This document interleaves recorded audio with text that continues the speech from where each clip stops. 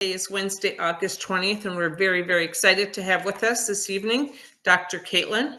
And Dr. Kaytlin is a natural practitioner. She's a chiropractor who specializes in a number of different areas of health. This is a very topic near and dear to her heart.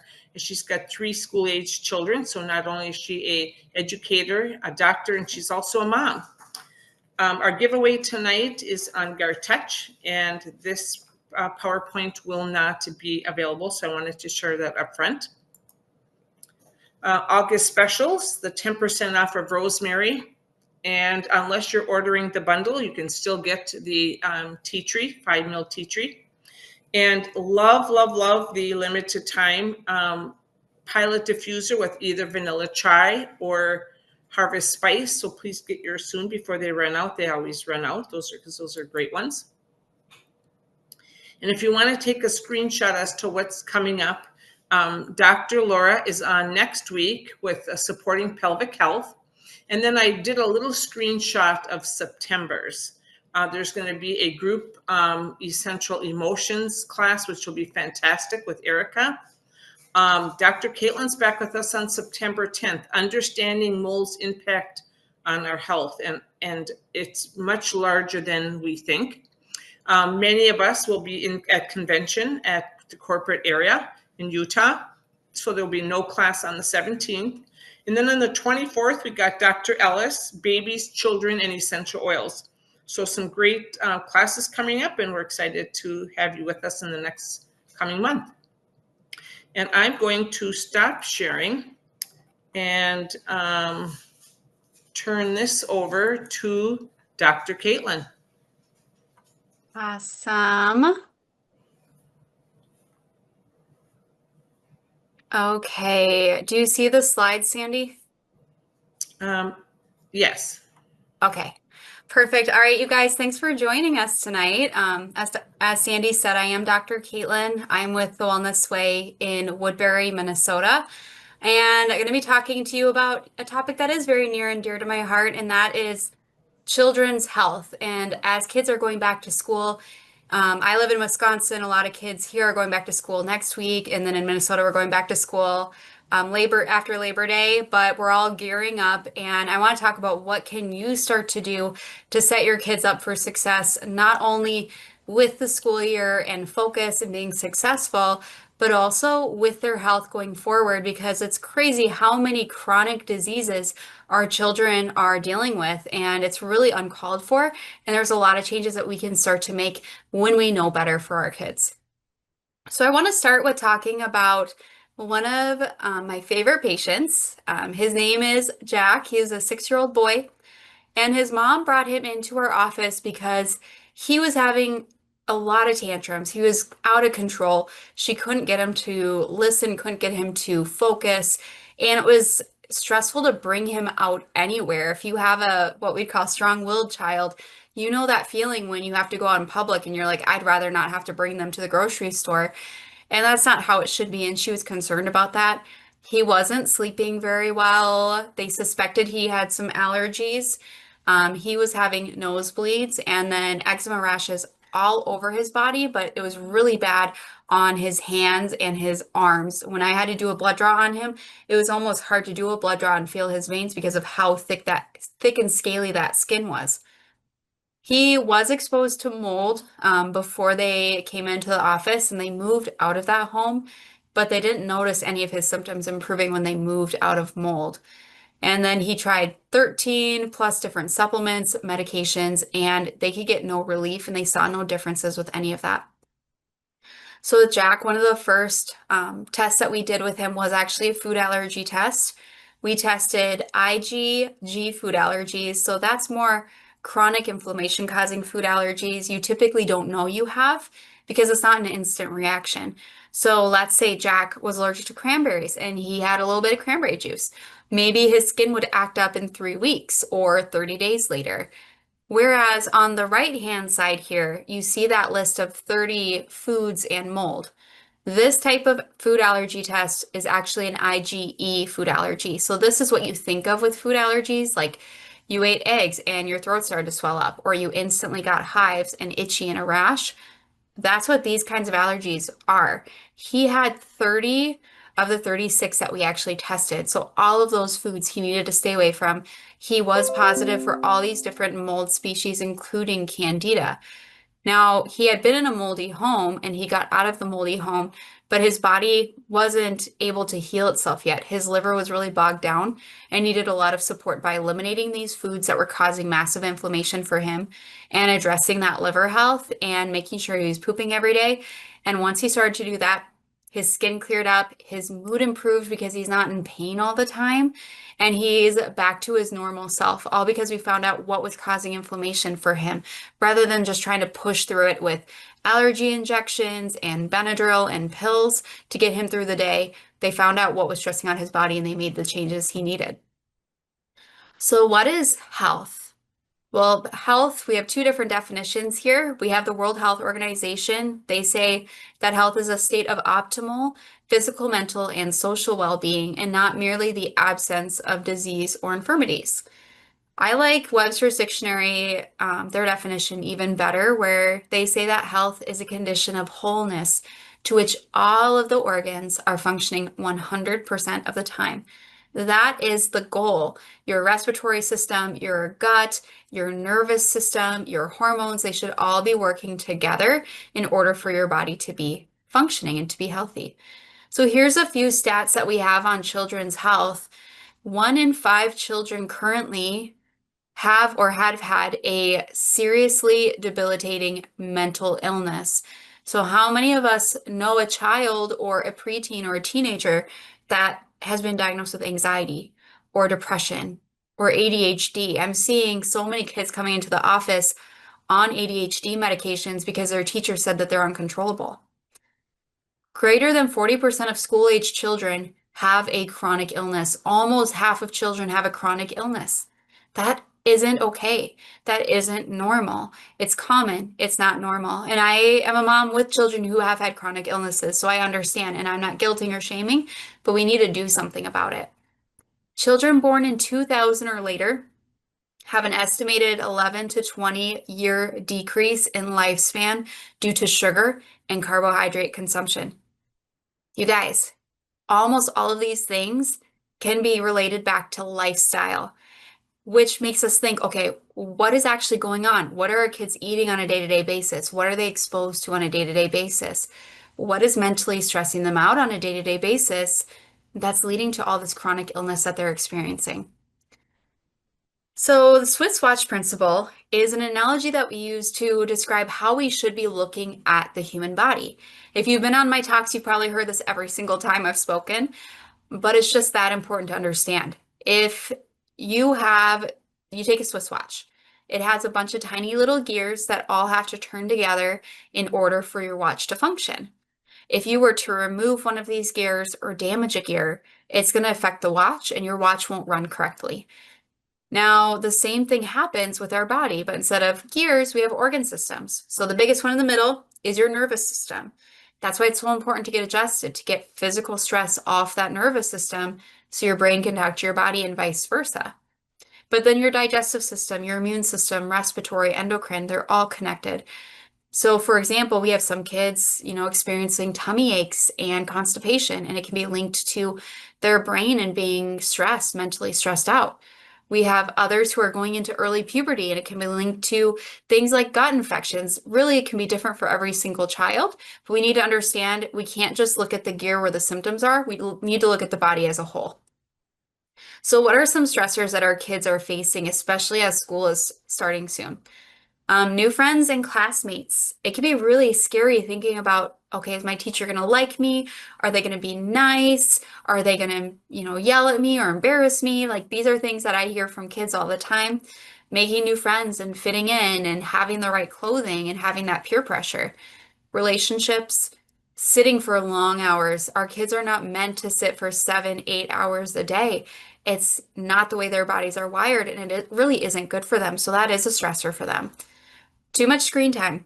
So aside from just coming home and vegging out in front of the TV and playing video games, also when they're at school, more and more they're being stuck in front of a computer and having to do computer work and typing and coding and more in front of a screen. Not enough sleep. Kids love to stay up late. They don't like to wake up early. Hormonal changes and just that changing body. Food allergy, food allergies, and then of course, sports. That can be a huge physical stress for some kids. So there are three categories of stress that stress out everyone, including our kiddos, and that's going to be physical stress or trauma, chemical stress or toxins, so food, air, water, different products we're using, and then there's the mental stress, the emotions, especially when they get into middle school and high school. This can be huge. An overabundance of stressors and the inability to adapt to those stressors is what causes disease within that body. So our goal is to keep our children in homeostasis or balance. But those stressors are inevitable. They're going to come your child's way, whether they go to public school or they're homeschooled. My children are homeschooled, and my son was crying last night because we started school and he's nervous about having the workload. So, I mean, there's always going to be those stressors that come up. And that's where we go into adaptive physiology, where you don't want to live there, but your body can adapt. You can still function, you can still sleep and eat and smile and enjoy your life, but you are trying to adapt to stress at that moment. And then there's disease when your body can't adapt anymore, and now you have symptoms. So our goal is to find out what's stressing your child out so that they don't go into that disease or pathology state. So symptoms or disease comes from an overflowing cup. All of us, including our children, are essentially like a big cup. And those cups can handle so many stressors and can adapt to a lot of stress. Tissue damage, poor sleep, looking at a screen for long hours, having bad habits, sports injuries, anxiety, worry. Our bodies can handle quite a bit of stress. Our bodies are amazing. However, there is a point where we have too many stressors. Let's say you live in a moldy home. They're eating a lot of processed foods. They get a lot of sugar. They got mental stress with kid friends at school and a huge homework load, and they're lonely. Well, now their cup overflows and they have symptoms. They have constipation, they have anxiety, they have depression, and it's because that cup is overflowing. So, what can we do about it? Well, there's two main things you can do. The first one is decrease some of those stressors in that cup. So removing food allergies, getting your food allergies tested in the first place, and completely taking those out of your diet so you don't have that food allergy stressor overflowing your cup. Getting tested for things like gut infections or, overgrowth or undergrowth of good bacteria, or making sure their digestion is functioning correctly. But also, you can build a bigger cup. So some things that can help build your cup even bigger would be getting good, adequate sleep. Taking some time to unwind and kind of, decompress, not in front of a screen, but time to just think or mindfulness. Quality nutrition, making sure they're getting meats, vegetables, fruits, carbs, and then positive belief, positive thoughts, as well as stress resilience, physically active, and those chiropractic adjustments are so important. So the nervous system is the master control system of the human body, and it's going to control every organ, every cell, every tissue, and function of the body. And without it, each system wouldn't exist. That's from Gray's Medical Textbook of Anatomy. And that is why that chiropractic adjustment is so important, because it is going to address that physical stress on the nervous system. So you have two different sides to your nervous system. You have a sympathetic nervous system. Think fight or flight, stress. You're being chased by a bear and your body's saying, forget digestion, forget having a normal period, forget, being able to relax. We need to get away from this bear. And that's the only thing that's important right now. So many of us and our children are stuck in that sympathetic state. Then there's parasympathetic, which is rest, digest, heal, make a baby someday after they go through puberty and their body starts having those periods. That's going to be that parasympathetic side. Now, what you see here is an HRV reading, and a lot of research has gone behind HRV being one of the best tests you can do to see if you are stuck in that fight or flight system or that parasympathetic system. And our goal is to get you right in between the two in that green box. And what this shows here is on the left side, this is someone who is subluxated. So they've got that physical stress on their nervous system. They're stuck in fight or flight mode, and their body can't adapt. Their body can't function. On the right-hand side, this is someone who started getting regular adjustments, and they went from that sympathetic state into the green box in that adaptable wellness state where they can go between the parasympathetic and the sympathetic as needed, because you do need both. That's the power of that chiropractic adjustment. And with the adjustments that I do, I focus on the parasympathetic nervous system and activating that, since so many of us are stuck in sympathetic fight or flight. So getting adjusted is going to support optimizing that nervous system function. So I have a few pictures here. The way that I adjust is with a tool here. It's called an integrator. It's different than an activator if you have been adjusted by an instrument before, but I can adjust adults, babies, children without having to twist and pop and crack. So it's a very gentle way of getting adjusted for those who are afraid of getting their neck adjusted or just don't like the cracks and the pops. But also physical, manual adjustments are great as well. And I always recommend getting baby adjusted as soon as they're born, getting adjusted while you're pregnant, and then maintaining those adjustments all through childhood into adulthood to maintain that healthy nervous system. And this is my son on the right there. His name is Everett. So the next one is top 10 reasons kids should get adjusted. So why should a child get adjusted? This is 10 of many reasons that you should get your child adjusted, but the first one is it's supporting brain, nerve, and spine development. Number 2 is enhancing overall health and well-being by taking that physical stress off of the nervous system so you don't have that inflammation on your nerves that's getting in the way of your brain talking to your body and vice versa. So think of it this way, your brain is always talking to all your organs and your organs are always talking back to your brain. If you have inflammation from a subluxation or a misalignment in that spine, now you have more inflammation that's going to cut off that communication. So essentially, it's more like radio static rather than your brain being able to talk to your body and vice versa. And that's when more dysfunction can happen. It supports a healthy immune system, very supportive for babies with colic and fussiness, can be very supportive with asthma and allergies, and improve spinal posture. It can support concentration.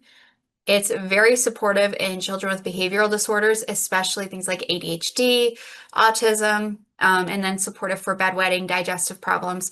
A lot of time with bedwetters, I find in their sacrum or that triangle at the very base of their spine, in between their hips, I'll find the second little bump is out of it, not in a good spot. So adjusting that can make a huge difference for a lot of kids that are suffering with bedwetting. And then also just assisting with sleep. It's very supportive for that parasympathetic nervous system, which is essential for our kids to fall asleep. So this is just a fun visual for what it is to be subluxated or adjusted. So on the left-hand side here, that brain is talking to the body and the body is talking back up to the brain, and it's a very fluid motion. There's nothing interrupting that connection. There's normal, it's functional, there's just ease. However, when you're subluxated, there's a disconnection or there's something interfering with that communication. So misalignment can lead to abnormalities, can lead to malfunction, and can lead to disease processes. It can lead to inflammation, and inflammation is the cause of disease. So getting those regular adjustments supports that nervous system health. Now, moving on to nervous system and gut health, those are very interconnected as well. So I remember when I was in middle school, I would get tummy aches every single day at school to the point where I thought I would throw up.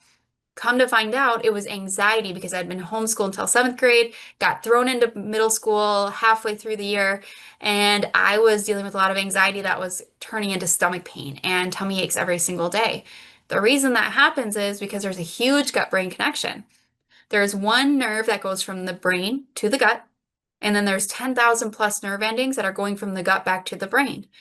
And what you'll see here is if you have a healthy gut, you have balanced gut bacteria, you don't have infections, you're digesting well. Then you have normal behavior, cognition, and emotion because you have a healthy nervous system. Now, if you have an abnormal nervous system, that can lead to changes in gut health, and then abnormal gut function can lead to changes in behavior, cognition, and emotion, susceptibility to inflammation, and can also lead to a loss of beneficial gut bacteria. And this is really important. If your child is in football or they like to ski or something happens and they get a concussion, studies show that people who have had concussions very often will have huge imbalances in the good bacteria within their gut due to that concussion. That's how important that brain health and gut health is. So speaking of gut health, we need to talk about what we're putting in our children's body. So nourish to flourish, what you eat and what you don't eat, it is going to matter. So you need to make wise choices for your children. And really that starts with the parents. It starts with not having junk food in the house, eating healthy, nourishing meals as a family. So I don't know if any of you remember the food pyramid. I remember we had the food pyramid on the side of our cafeteria. I think it was just starting to switch over to my plate when I was in high school. But this is what that food pyramid looked like. On the very bottom, the biggest section where we should be eating 6 to 11 servings every single day, bread, cereal, pasta, rice, grains. And then at the very top, fats, oils, sugar, sweets. That food pyramid is almost completely upside down. If you're going to eat the standard American diet, you're going to get the same standard American diseases other people have, and that includes our children as well. So this is what our children's plates should actually look like. It should be about half full of good, healthy fats because your brain is made up mostly of fat. So you need fat and you need cholesterol to support that cognition. Then a quarter of your plate should be good, healthy proteins, and a lot of those will overlap with those fats. So you're not filling up half your plate with pistachios. You're having a good balance of the proteins and the fats. Then a quarter of your plate should be good, healthy carbs. But you'll notice on here, I don't have breads, I don't have cereal, I don't have rice and pasta. I have fruits and vegetables. You can get a lot of carbs from fruits, vegetables, lentils, chickpeas, beans. Those can give you a great amount of carbs. And your child does not need grains to survive, you guys. They can go gluten-free and be perfectly healthy. But also being aware of the 6 most inflammatory foods, and this is in general for everyone. That's going to be cow dairy. Goat and sheep dairy are a bit different from cow dairy, so goat and sheep are going to be much less inflammatory and good choices. Soy, extremely inflammatory. Gluten, sugar, inflammatory oils, and then of course processed foods are a big one as well. But let's talk about what we're feeding our children for breakfast. These are what I grew up on. Trix, mini wheats, Nutri-Grain bars. I ate that all through my first pregnancy. Eggo waffles were always a special treat. I loved the toaster strudels. But, you know, if you grew up in the 90s, the 2000s, you probably grew up eating cereal every single day for breakfast. But that kind of breakfast is setting up our kids for failure. They're full of artificial colors that have been linked with things like kidney tumors, full of sugar, full of artificial flavors. These things cause hyperactivity in our children. And then we wonder why they can't sit still when they get to school and their teachers are at a loss for what to do about them. And then looking at our school lunches, if you are allowing your child to eat what the school is providing for them, we need to take a look at what they're actually feeding them. Let's look at Monday. Mini corn dogs, baked beans full of sugar, strawberries and fresh fruit are some good options. Potato wedges that have probably been fried in seed oils and coated in flour and potentially MSG. And then milk. And you know that milk is typically not whole milk. It's usually going to be skim or 1%. This food not only is inflammatory, but these meals contain close to 126 grams of sugar every single day, and that's only lunch. And then we wonder why they're getting sleepy after lunch. They're bouncing off the wall after breakfast. We're setting them up for failure with this kind of diet. So this is a study that I got from PubMed here, and it's from 2022, so it's fairly recent. But they did a study about consumption of sugar-sweetened beverages and fast foods and how it deteriorates adolescents' mental health. So this is a Korean study, and they combine more than medium consumption of sugar-sweetened beverages and fast foods, and they found that that was associated with more stress, depressive symptoms, and suicidal thoughts than compared to an independent consumption. In addition, combining high consumption of sugar-sweetened beverages and low to high consumption of fast foods might have a dose-dependent negative effect on stress, depressive symptoms, and suicidal ideations. So processed foods and sugars can affect their mental health, is what this study is showing us. This is another trial. It's a little bit older. It's from the Lancet in 2007.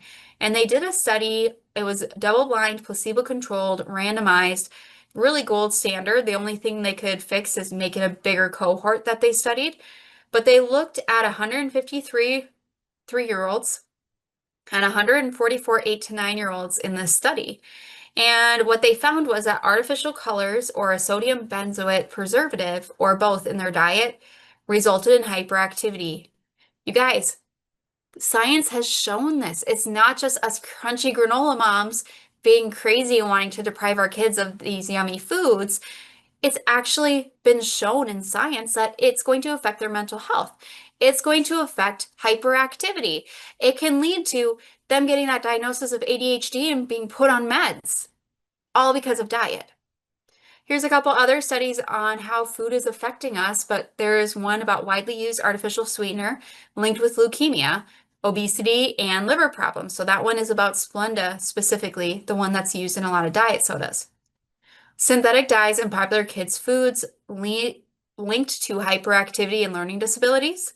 So having all of those dyes, which thankfully there's a lot going on with RFK and getting these food companies to start to remove these dyes, which they've been doing in Europe and Canada for years now. So we're finally making a difference here. And then there's artificial sweeteners used in more than 6,000 products linked to a host of serious health problems. So dozens of studies link aspartame, which is found in many kids' favorite foods, to cancer, cardiovascular disease, obesity, mood disorders, and more. Yet the FDA insists that it's safe. It boggles my mind, and it makes me so sad that kids are eating these things on a day-to-day basis. And I feel bad for the parents because the parents have no idea. They think the FDA is only allowing things that are good for us to end up on those shelves. Yes, we're aware that sugar is not the best thing, but we don't know how serious it is for that concentration, for their immune system. So if you are going to have processed foods, my rule of thumb in my house is if it's processed, I try to get something that's less than 5 ingredients, and I need to know what all 5 of those ingredients are. But if you are going to get processed foods, look out for these ingredients and take a picture if you need to, but hydrogenated oils, canola oil, vegetable, palm, peanut, monosodium glutamate, MSG. So that is going to be hyper excitatory to their brains and make it really hard to calm down. And they like to hide MSG in things by calling it spices. So if you ever see spices on an ingredient label and they don't in parentheses say what those spices are, put it back on the shelf. High fructose corn syrup, agave syrup, enriched white sugar or flour, processed sugar, gluten-containing foods or processed grains, wheat, barley, rye, sorghum. Now, if they do not have a wheat allergy and you're getting organic, einkorn, things that are like really good ancient grains, and then you're fermenting them and creating sourdough, that's a way better situation, but that's not what kids are eating right now. Aspartame, Splenda, artificial flavors and colors like blue 1, yellow 5, red 40, and then MSG is so bad it's on there twice. So we have to look at our sugar labels, and these food companies are realizing that we're getting smart. So they constantly are changing the names of these different sugars. So we've got things like dextrose, fructose, fruit juice, galactose, glucose, maltodextrin, molasses, panocha, refiner's syrup, treacle. There's so many hidden names for sugars so that they can add as much sugar as they want to without us knowing. And you can look at a label and see 15 different names for sugar, like those Nutri-Grain bars. There's at least 15 different sugars in those Nutri-Grain bars. They just have different names for all of them. So talking about neurotransmitters, neurotransmitters are just brain hormones, and it's how your brain communicates with other parts of your brain, other parts of your body. And there are two main neurotransmitters I want to talk about when it comes to our children. And the first one is GABA. GABA is a really great neurotransmitter for calming, for helping you fall asleep, for relaxing, soothing your muscle tones. Your muscles aren't always tight all the time. It's also very protective for your pancreas. So if it's really decreased, you have an increased risk of type 1 diabetes, which is an autoimmune process where your immune system is attacking your pancreas. Now, another neurotransmitter is glutamate, and that is stimulatory. So it's really the opposite of GABA. It regulates cognition and memory and learning. So it's very important to have glutamate in the right amounts at the right time. And glutamate is a precursor to GABA. So glutamate is going to turn into GABA, and you can see that on the right side of the screen here. Now, you can look at this and see glutamate decarboxylase is an enzyme that turns glutamate into GABA. But what inhibits your body's ability to make that enzyme? Sugar. So kids are eating tons and tons of sugar. It's inhibiting that enzyme. They're stuck with way too much glutamate and not enough calming GABA. So what do we see when you have too much glutamate? It's toxic to the brain and can cause cell death. It's overstimulating, so they're bouncing off the wall, they're hyperactive. Restless leg syndrome, decrease or difficulty focusing, or ADHD symptoms, like you are here, then you're here, then you're here, and you can't finish anything. Impaired memory, a hard time sleeping, having lots of headaches, and brain fog. How many kids are dealing with these symptoms? So many children nowadays. And what also does sugar do to the immune system? It is going to suppress the immune system. So 75 grams of sugar can suppress the immune system, 40 to 50% for up to 5 hours. So one can of soda is going to have 40 grams. A low-fat sweetened yogurt can have 47 grams. A cupcake has 46 grams. Sports drinks contain about 35 grams of sugar. They're getting sugar from so many different sources. And remember, from just lunch alone, they're getting 126 grams. That's way more than 75. So they eat lunch and now their immune system is suppressed until 5 o'clock that day. Now, what does the body process as sugar? Processed sugars, bleached or unbleached flour, grains like wheat, oats, rye, barley, sorghum, dairy, fruit, corn, and alcohol are all going to turn into sugar within the body. Now, there are ways to support some of these foods and pre-soak them and ferment these foods to make them a little more agreeable. Like with oats, you can get sprouted oats from Costco, and that's going to be a better option for our kids. So here's some simple sugar swaps that you can start to do now. So swapping your granulated sugar for a monk fruit sweetener, birch xylitol, like from the birch tree, not just regular xylitol. And I've only been able to find it on Amazon. I can never find it at the grocery store. You don't want regular xylitol because it's usually derived from things like corn and it can still affect that blood sugar. Whereas birch xylitol is antimicrobial, very supportive for gut health, and it's not going to raise up those blood sugars the same way. You can also do things like honey and maple syrup, pure maple syrup, not the corn syrup stuff. And I wanted to mention here, the average American consumes 146 pounds of sugar a year. So looking on the left-hand side here, this is a 10-pound bag of sugar. So you're doing 14 and a half bags of that every single year. No wonder we're sick. On this page, this is a good one to take a picture of. Otherwise, you can always reach out to our office and I can send you a bigger PDF of this. But you need to pack your child's lunch. I'm sorry, there's just no way around it. The lunches that they're getting at their schools are not going to build up their health. It's going to work against their health. So a way to make it fun is to take this list and tell your child, hey, pick one thing from this category, and that's what we're going to pack in your lunchbox.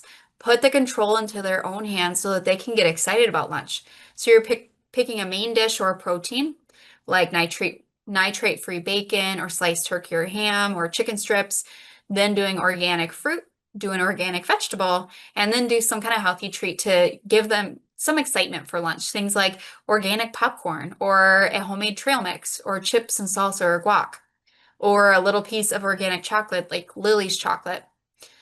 And then try to always avoid food allergies. So getting their food allergies tested is a great way to keep inflammation low, and then buy organic as much as possible. So I want to give you guys some tips and tricks on making some swaps. So a good swap would be when it comes to their crackers, there's lots of better options out there now. So let's take the wheat thins. That's a great cracker that a lot of kids take to school because it's 100% whole grain. It has no artificial anything in it. But if you actually look at the ingredient label, it's got whole grain wheat flour, which is full of glyphosate, canola oil, a really bad seed oil, sugar, cornstarch, malt syrup, refiner syrup, all these different types of sugars. Or you could swap it for Simple Mills almond crackers. It's made with almond flour and sunflower seeds and flaxseed, cassava flour, sea salt, onion, garlic, rosemary. Way simpler ingredients, way less inflammatory. Maybe not perfect, but it's somewhere to get started. And these are some of my favorite gluten-free swaps. Sammy's Bakery, you can order that online. They will ship to your door and just throw the loaves of bread in the freezer for when you need them. And it's a great gluten-free bread. This is what I give my kids when they do want to have those sandwiches. The Simple Mills crackers, they also have watermelon seed flour crackers if you are trying to avoid almonds. Siete has great tortillas and tortilla chips that are all gluten-free and corn-free. Now, Bonza noodles, I don't love Bonza anymore because they are high in glyphosate. However, it's a better alternative compared to regular noodles. And there are some chickpea noodles that are organic. So if you can do organic, that's way better. Lentil noodles are great. You can do cassava noodles. There's a lot of great gluten-free noodles out there. And then there's awesome potato chips out there that are cooked in coconut oil or in avocado oil. And those are going to be much better options than canola and safflower. And then when it comes to actually shopping for your produce, be aware of the Clean 15 and the Dirty Dozen. Every year, the Environmental Working Group does a study on the most common fruits and veggies to see which ones have the most pesticides and which ones have the least amount of pesticides. So the Clean 15 are the ones that you can get non-organic and they don't have tons of pesticides on them, so you can save some money there. The Dirty Dozen, you want to get those organic 100% of the time because they have a high amount of glyphosate on them. And they update this every single year. So this is the 2025 list. And the next year, just go to their website or Google it and you'll be able to find the 2026 version. And then when you're actually at the grocery store, stay out of the middle of the grocery store. You have no business going in the middle section. So this is a map of essentially how you should be scoping out the grocery store. Start out fruits and veggies at the very front of the store. Work your way to the side where there's meat, there's seafood, and then there's dairy as needed. Now, there are a lot of condiments and beverages that are coming out that are actually lower inflammatory, gluten-free, sugar-free, so you can take a little peek in that aisle and then go by the frozen foods, see if there's any organic frozen berries, and then check out and get out of there. You don't want to go into the grain aisle. You don't need to go into, the baked goods aisle. Stay on the perimeter. So enough about food. Let's talk about cold and flu season. One thing that a lot of us are dreading as we send our kids back to school is they're going to bring back all of the bugs. We're going to get the stomach bug. We're going to get cold and, we're going to get the flu. And yes, you probably will because children still have their thymus, and their thymus is what's going to create their antibodies against different viruses and bacteria. So it's important that they're exposed to things like chickenpox, even maybe measles. I know it's controversial, but their body, when you're supporting their immune system, is meant to be exposed to things. And that's how they build up a lifelong immunity and a lifelong, not immunity, but a lifelong resilience against these bacteria and viruses. However, what do you do when they actually get sick? Well, you need to make sure they're avoiding excess sugars because that's going to suppress their immune system. They get sick because they're not moving as much and they're sitting down a lot. They get way less sunlight because they're stuck inside all day. They're getting a lot more screen time. And now they have a lot more mental stress because it's a new environment. They've got new teachers. They've got new friends. Maybe they have people teasing them or bullying them. Like they've got those mental stressors that will suppress the immune system. So some things that will weaken the immune system is mental stress and loneliness, the standard American diet, eating food allergies, taking certain medications, having low vitamin D, and then not moving and not sleeping. So what about vaccines? I get this question a lot, and I'm not going in depth on this. I am a chiropractor. I don't tell people to get vaccines or not to get vaccines, but I love to point people in the direction where they can actually do their own research and make the decision that is best for them and for their children, whether that's no vaccines, some vaccines, or the whole schedule. That I believe should be every parent's choice, and none of us should stick our noses in it. So I wanted to give you guys a couple of websites that I love to use and that I've used in my research when I was making my decision. And the first one is here on the left. It's vaccine.guide. This is a basically online binder. It's over 200 pages that has all the vaccine inserts, all the lawsuits, all the pros and cons. What if I vaccinate? What if I don't vaccinate? What are some alternatives? It's just all in one nice spot. Now, this is for the nerds who really like to get really deep into it. So if you're kind of new to this might be overwhelming.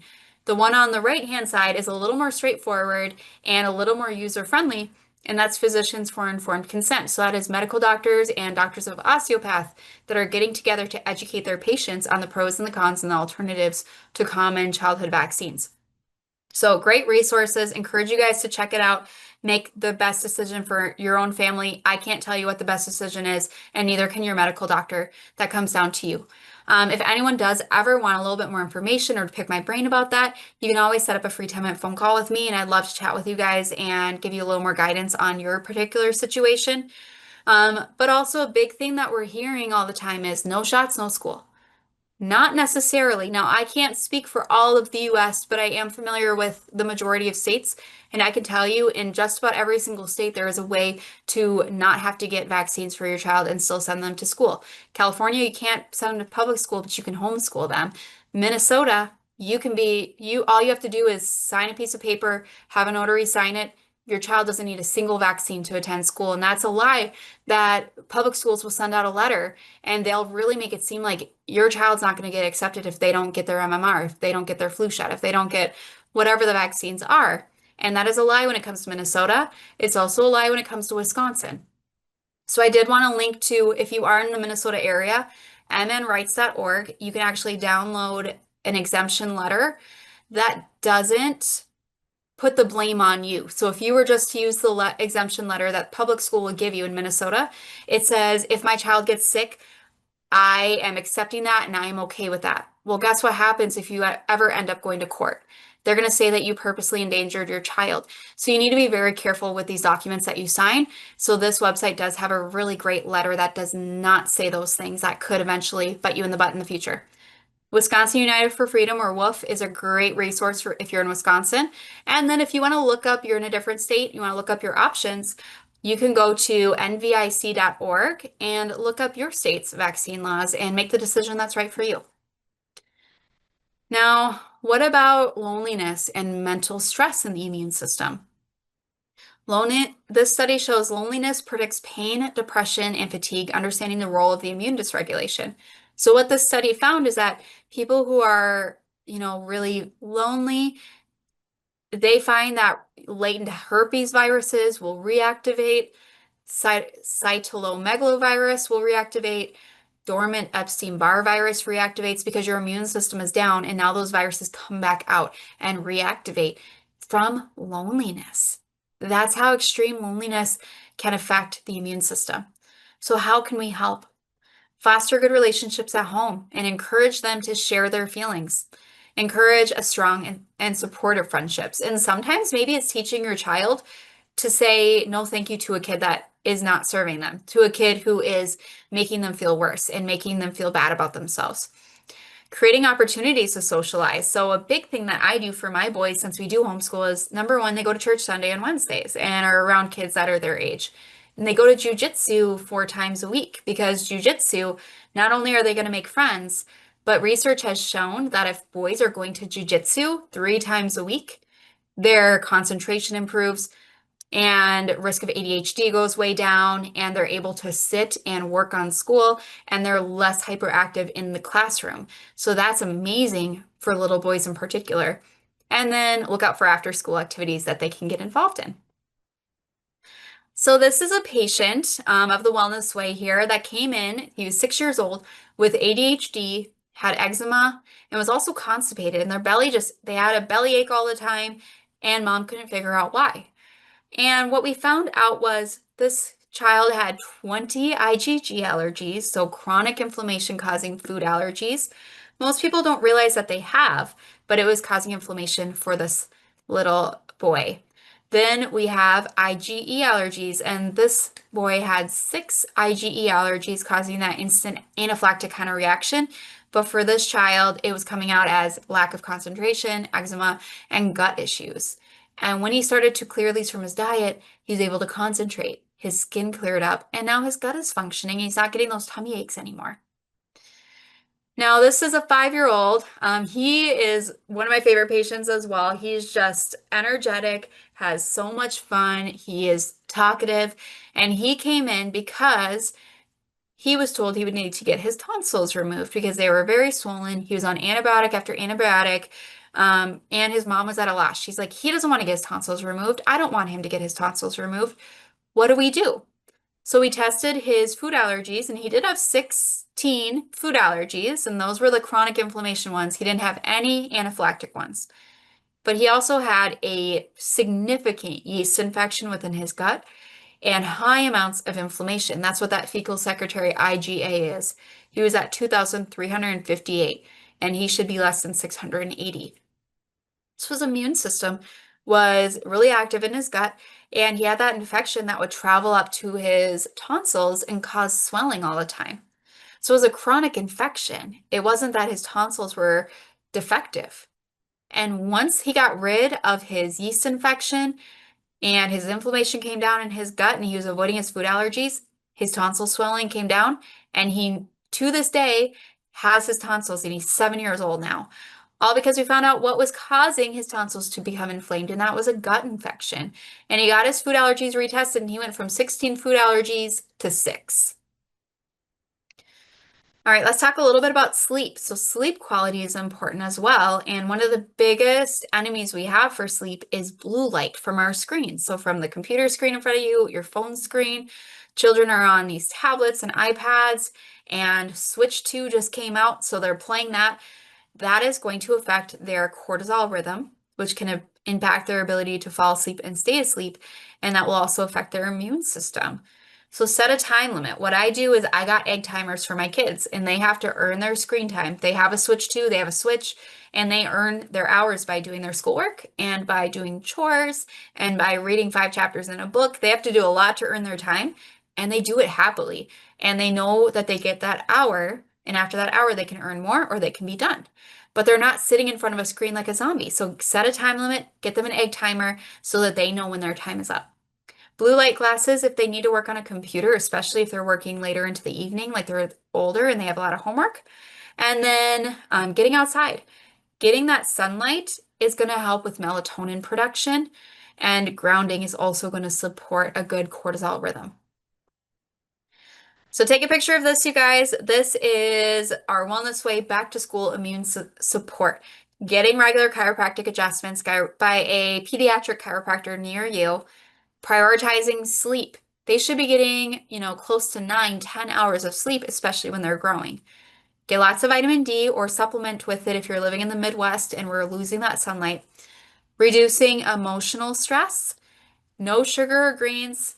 And by no sugar, like focus on non-processed sugars.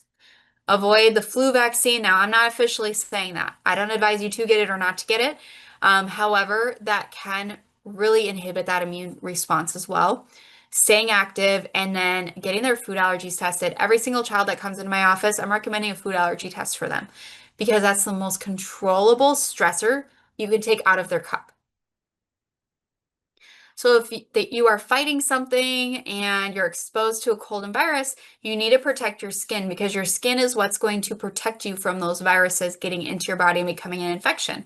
So doing an Epsom salt bath, adding a little bit of apple cider vinegar to balance the pH on their skin is a really good help. What about sports? What if your teenager or your middle schooler is involved in sports or they're on the varsity football team? Chiropractic care has been shown to do a lot of beneficial work when it comes to sports. So one study found a significant improvement in complex reaction time task after receiving spinal manipulation. And then another study reported that hand and head movements in response to visual stimuli were completed more quickly after participants really received spinal manipulation. And another study showed effects of chiropractic care on strength, balance, and endurance in active duty U.S. military personnel with low back pain. This is a randomized control trial. So they found active duty military personnel receiving regular chiropractic care had more strength, endurance, and reduced low back pain intensity and disability compared with those on the wait list. What about food when it comes to their performance in sports? A lot of athletes are going to carb load with pasta parties, but then you find that you crash because you get initially some of that energy from the sugars within the grains, and then you have a glucose crash. And now you're tired, and now your tummy is bloated. Guess what? You're not going to perform at your very best when you're exhausted. Sports drinks containing tons of sugars, fake minerals, and even worse, fake food coloring. So what we can do instead is focus on good healthy fruits and vegetables, getting lots of good healthy proteins and fats, and coconut water instead of electrolyte drinks. But also, you can also give them things like bone broth protein if you need to support more of that protein. And then this is a great electrolyte brand. It's just ingredients, very clean. But then of course there is, I'm going to skip ahead here, MetaPower Recharge is a really great option as well when they're fueling up for those workouts and making sure they got those electrolytes. Getting them started with foundational wellness, even as a child with Terrazyme, is a great way to support that foundation to at least get those nutrients in and get them started, with essential oil omegas and with the probiome complex and with those whole food nutrients to get them started. Now, again, you want to get their food allergies tested as well to make sure that these are right for them, but they are a really great tool to use for our kids too. Then we have On Guard, really amazing when they are coming in contact with cold, flu, viruses, bacteria to support that immune system. And if they do start to get that sore throat, doing the On Guard protective throat drops and then breathe or respiratory drops when they start to get those respiratory issues, which our family was dealing with last week, can be a huge help. And then On Guard, you've got the sanitizing mist they can carry in their backpack, spray it, and use that, or the hand sanitizing gel. It's way better than the stuff that they have at the school for them to use. I would send my kids to school with this if they were going to public school, and then the doTERRA On Guard chewable tablet as well as a supplement to support that immune system. Then there is the doTERRA Kids Collection. So having these roll-ons to help them in those moments of stress. There's Calmer, there's Rescuer and Tamer and Steady, Thinker. So if they have a big test, send them with Thinker, tell them to rub it on their wrist, rub it on the back of their neck. Brave, put it on the back of their hands, put it on the bottom of their feet, and Stronger, all to support them as they're going through those day-to-day stressors of going back to school. And it's something that can fit in their backpack quite easily. Copaiba oil and soft gels are going to be really great for promoting a general sense of well-being during periods of stress. It's soothing the nervous system, and you can take it in a soft gel. You can put it in a veggie capsule. You can diffuse it. Lots of great ways to use it. And then Adaptive. With Adaptive, you can use it on me, in me, and around me. So diffusing it, rolling it on, taking it in an Adaptive capsule. Really, when it comes to school age kids, the roll-on is probably one of the best things you can do because they can just carry it around in their backpack, whereas a lot of schools won't let you take any kind of capsules, even if it's oils or supplements. It is a toolbox to help the body and mind during life's stressful moments and helping manage the effects of stress and anxious feelings. Just general nutrition and getting them those foundations. There's the A to Z chewable tablets, getting them those omegas. And then there's the blood sugar glandular, that's through our office, but really any glandular supplement is going to be grass-fed, grass-finished New Zealand beef organs in a pill. And it's basically nature's multivitamin. We used to eat organ meats. People used to eat liver and onions for dinner. And liver is essentially nature's multivitamin, but now we think it's gross. And now our nutrition is suffering because we aren't eating these organ meats. However, I personally won't eat a liver. I've tried it once, will never do it again. But you could take it in a pill and you can give it to your children in a pill without having to have that fight. But then, of course, you also need to get your children tested. And these are a few of the most common tests when it comes to kids. For my children, every single year, they get a food allergy test and they get a stool test because I want to make sure they're not eating foods that are inflammatory to them and they don't have any infections and that they are actually digesting the foods that they're consuming so they can continue to grow. You'd also get neurotransmitters tested, especially kids with ADHD, autism. Getting those neurotransmitters can make a huge difference. And then mold, and there's a lot more just to find out what is stressing out your child so you can get them on that path to health restoration and set them up for a future of better health. So this is Ella. So Ella, this is actually a picture from Monday. She volunteered to be my model. But she came into the office because she had bloating on her belly. She's a dancer. She still is a dancer. And her mom was noticing her belly always just looked a little bit bloated. And she's not overweight by any means, but her belly always looked kind of big. But also she had crazy mood swings. She got really angry at her siblings, just unreasonable at times, even though when you would see her in the office, she was the sweetest little girl ever. Well, we did a food allergy test, but we also did a stool test. And this is her first food allergy test here on the left. She had 32 IgG food allergies, causing chronic inflammation for her. And poor girl was allergic to blackberries, apples, blueberries, grapefruit, lime, honeydew melons, nutmeg, chocolate, pumpkin, rice, just everything. Poor girl had to completely overhaul her diet, and she did a really great job. But also what we found in her stool test was she had a parasite, and that parasite triggers a part of your immune system called eosinophils, and that is what can lead to all of these allergies developing. She addressed the parasite. She cut these food allergies out, and a year later, we retested her food allergies after the parasite was gone, and she went from 32 food allergies to 8 food allergies. And now on Monday, she just got her food allergies retested, so we should get that back in the next couple of days. But this is just showing you like such a huge difference can happen when you just get even their foods and their gut tested. This is another little boy. He came in at 3 years old and he was getting ear infection after ear infection after ear infection.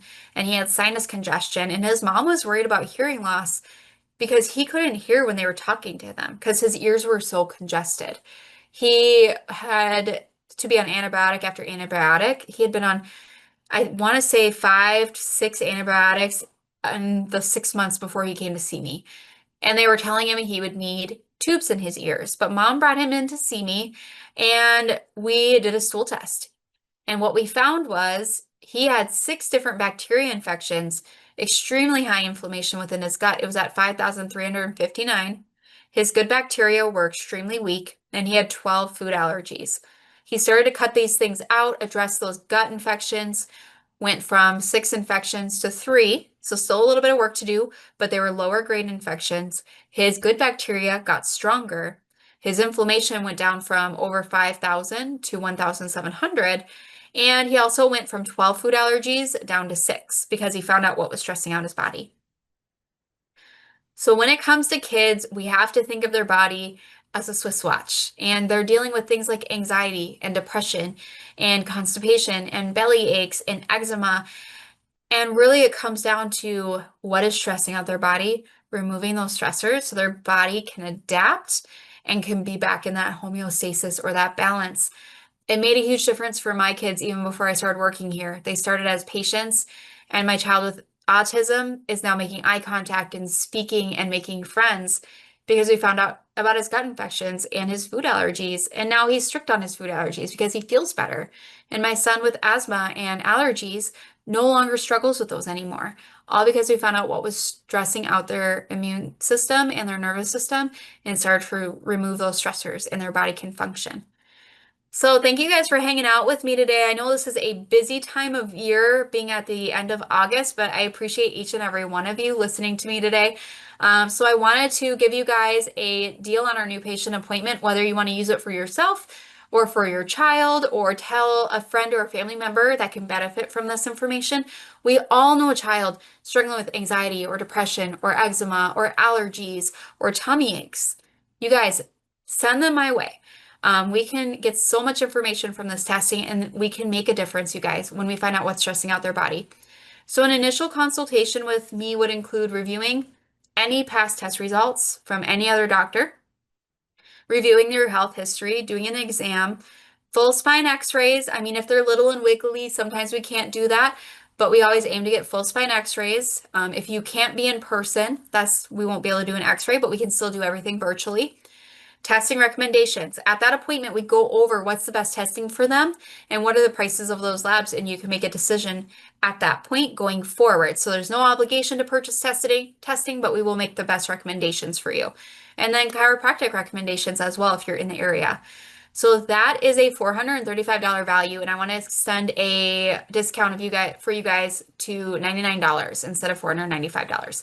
So if you are interested, give our office a call. I'll have our number on the next slide, or send us an email. Just say you've been on the doTERRA call, and we will give you that $99 new patient appointment. And as a reminder, whether you're in Minnesota, in Wisconsin, in Florida, in Washington, you can still be a patient at our office because we do virtual care as well. And we've been doing this since we opened. We really have it streamlined. So please give us a call. Our number is 651-330-9453. Take a picture of the slide if you need to. Email is woodbury@thewellnessway.com. We do have our website there, and then our location is in Woodbury, Minnesota, which is a suburb of St. Paul. All right, you guys, I'm going to turn this back over to Sandy, and then I'm excited to answer your guys' questions.